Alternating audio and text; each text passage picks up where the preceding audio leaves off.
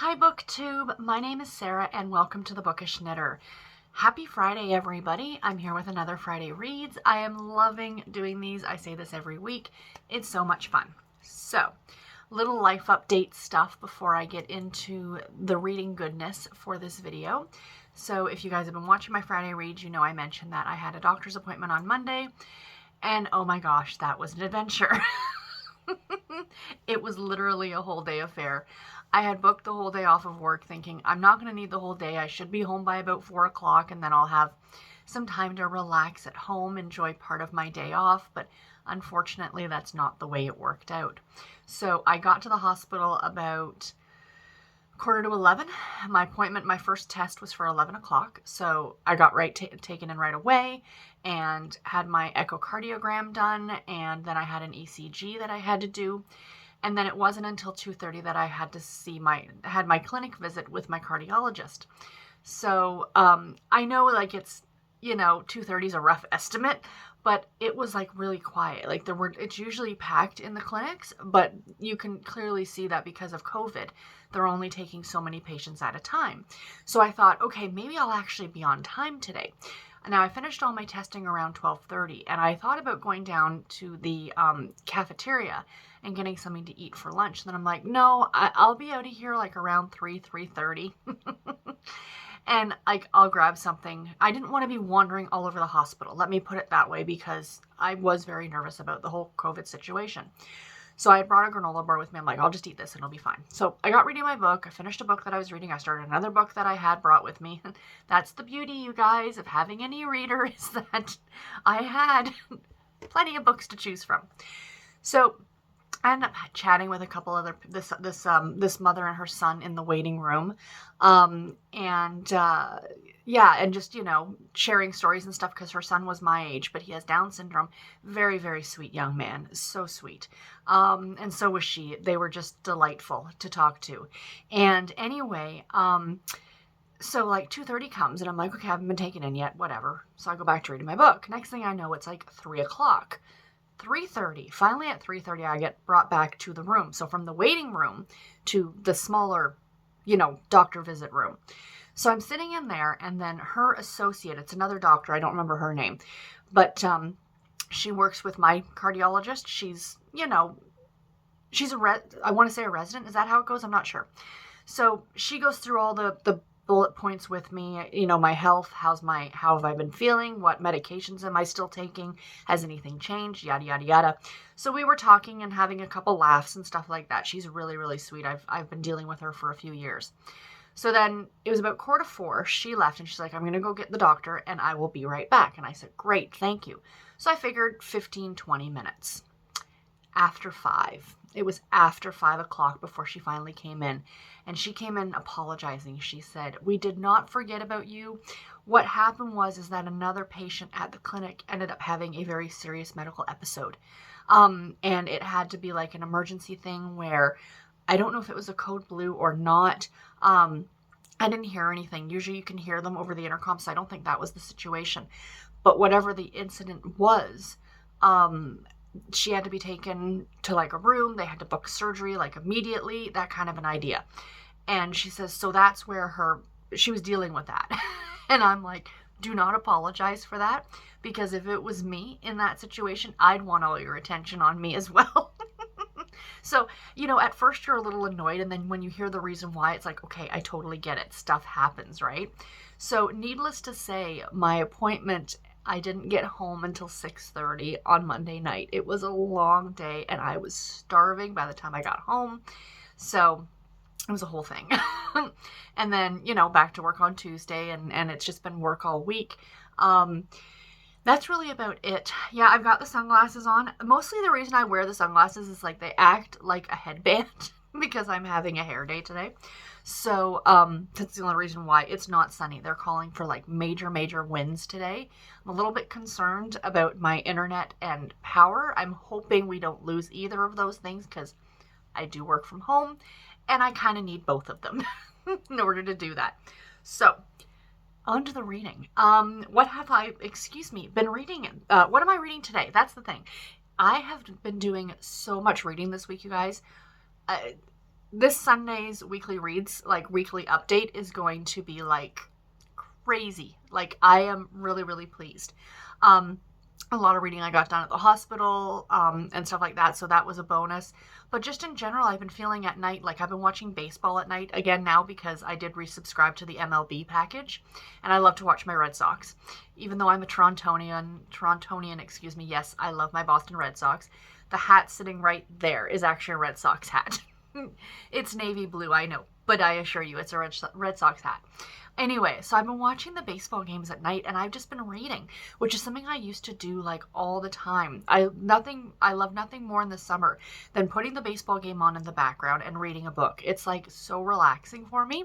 So I've been doing that like every night, and I've been reading a ton. So that's great. Anyway, on to today's reading plans. It is the last day of April, and I have 4 books that I'd like to finish today. I know, crazy pants, right? So one is an audiobook, and I'm almost done this audiobook. I have like a couple hours left on it, and that is Their Christmas Baby Contract by Shannon Stacy. This is the second book in the Blackberry Bay series. It is a Christmas book, but it's not really. Christmas is a small part of it. I just passed that part of it, and now it's like it kind of happens during Christmas, like part of it, but not the whole book. So essentially the story, our main character, she wants to have a baby, and she asks her old friend, they dated briefly, but it didn't really work out, if he was willing to be the father the old-fashioned way, and he agreed to, and that's pretty much the plot of this one. It's cute. I'm liking it. I really like Shannon Stacy's writing. If you have not read her before, I highly recommend. Now, this is obviously a Harlequin special edition novel, and it is on audio. I grabbed it off of Scribd, but if you want to read her, and you are a fan of the extra hot and spicy, then you need to check out her Boston Fire series. It is fantastic. It's one of my favorites. It is a great, great contemporary romance series. Great covers on those books too, I might add. But yeah, no, Shannon Stacy's fantastic. This was not on my TBR. I just was kind of looking for another audiobook to read, and I picked up this one. Like I said, I looked on Scribd, they had it, and I borrowed it, and here we are. So yeah, that's my goal, is to get that book done today. Now, as for the rest of the reading, it is all going to be digital, like ebook, excuse me, because, you know, an audiobook is digital. But bear with, just let me bring up some covers here for you guys. So actually, the first one I can show you is on here. So first one I'm reading off of my Kobo is Wildflower Season by Michelle Major. This is an eARC copy. I actually prefer reading, I've realized, because I've been trying it out this week. I know a lot of people, like, you can do the download to your Kindle from NetGalley, but I download and then I transfer the file to my Kobo. And I prefer reading it off of here than I did my Kindle, because I can see the covers. The ones off of when you do send a Kindle, like, I have a way of playing around with it and adding a cover to it so I get to see the cover. So yeah, so I'm reading Wildflower Season by Michelle Major. I'm actually almost done. It does say I'm 70% of the way through it, but that's not accurate because I didn't realize, but included in this volume is also a novella that actually comes before this book, called A Carolina Promise. So my goal is to finish Wildflower Season and then A Carolina Promise. So yes, it's a novella, but it's still another book done, right? So the first book I want to finish, of course, is the audiobook. I want to finish Wildflower Season, and then I want to start and finish A Carolina Promise. So this is the first book. Wildflower Season is the first book in the not the Magnolia Sister series, in the Carolina Girls series. It's about our main character, Emma, and she has bought this kind of old, dilapidated house in Magnolia, South Carolina. This series follows on the heels of the Magnolia Sister series. You should, just because it's so good, you should read the Magnolia Sister series first, kind of get a little bit of a background on the town and some of the other characters you're going to meet. However, if you wanted to, you could just jump into this one. So she buys this house, and then there's this 100-year storm, it's called, and it kind of tears apart a lot of the repairs that she's done to the house already. So she ends up hiring this guy named Cam, who's a bit of a loner. He's got some backstory. I don't want to get into it. I'll let you guys read the book. And he's kind of a hermit. He stays to himself. He hasn't even talked to his own parents in 5 years, and they live in the same town.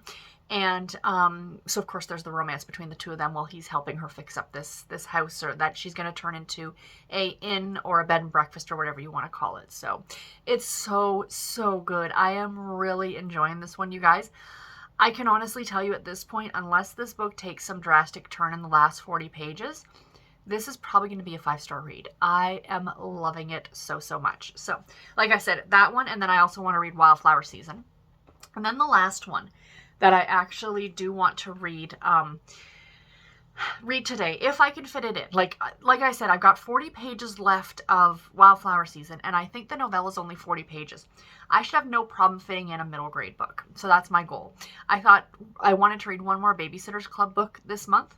So Christy for President is probably going to be the last book of the month for me, and I'll probably, this is probably what I'll sit and read. These don't take me more than an hour or so to read through because they're quick and easy and they're fun. And like I said, I'm working my way through the Babysitter's Club series, so I'd like to get this one done today. So that is all my reading plans for today. Now, going forward for the weekend, of course, tomorrow is the first day of May, and I get to start all my May TBR, and I'm so excited.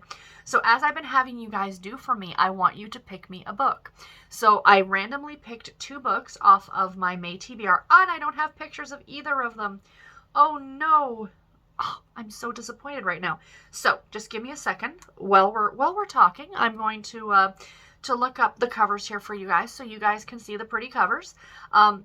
Usually I try and upload them to my drive, but I clearly did not do that. So the first one, let me see here. Bear with. It doesn't help when the title of the book is like an actual like weather related thing. That's not what I wanted pictures of. Let's see here. Come on. Search. Go. There we go. Okay. Fantastic. Excellent. Come on. Bring up. Yeah. Okay. So sorry, you guys are going to get like this little picture with it, but it's the best I can do right now. So the first book I want you guys to vote on is Rip Current by Jill Sanders. This is book 3 in the Graydon series. Graydon series. I thought it was Grayton Beach, but it's Graydon. So this is one of the ones for my my series that I want to try and read through. I want to read the last 5 books in this series, so this is the first of the 5. So I'm just going to very quickly read you guys the back of the book. There's not a lot of information here. It says, Cole is used to fame and has had his fill of women who fall at his feet, but the one woman he's desired the most shows nothing but discontent for him and his reckless ways. Wendy can't stand Cole, at least not in her head. Her body and heart, on the other hand, desire him beyond any else. So that's the first one. They're not overtly steamy, but they're definitely steamy contemporary romance novels. So the second book is not steamy. This one would actually be considered to be a quote-unquote clean romance. So bear with me here. And this is by Claire. Oh, this tablet drives me crazy. It's old. So I'm going to complain about it. So the second book that you guys get to pick from is called Second Chance Cowboy by Claire McEwen. This is book 5 in the Heroes of Shelter Creek series. And again, I'm going to read just the back of this for you. So it says, busy small-town vet Emily Fielding is finally ready to take on some help. The best man for the job, however, is Wes Marlowe, who broke her heart in high school. Though Wes has a way with horses and a way of melting her resolve, Emily needs to keep things purely professional. Wes left her once. Will he do it again? Because she can't lose her heart a second time. So this one is definitely a second chance romance. So, and a cowboy one, which you guys know I just love. But yeah, so those are the 2 books that I want you guys to pick. Either Rip Current by Jill Sanders or Second Chance Cowboy by Claire McEwen. So let me know in the comments below which one should start off my reading for the month of May. Yeah, and that's really it, you guys. I hope that you enjoyed this video. And until my next one, take care and happy reading. Thank you all so much for watching. Bye, guys.